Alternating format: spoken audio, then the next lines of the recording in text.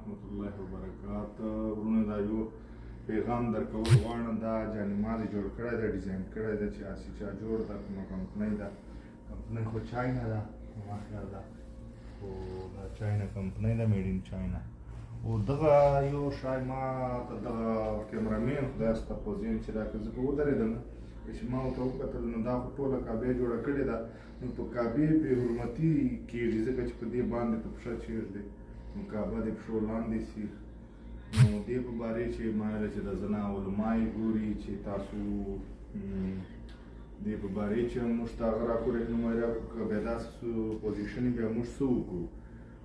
موږ خو دغه جانما درکړی ده، بیا په دې محبت سره کړی سړی ده چې کعبه ده دا خو بې حرمتي کېږي چې اوس داسې پښه په چېړ دی، خو پر کعبې باندې سړي پښه را درومي. نو مطلب دا ده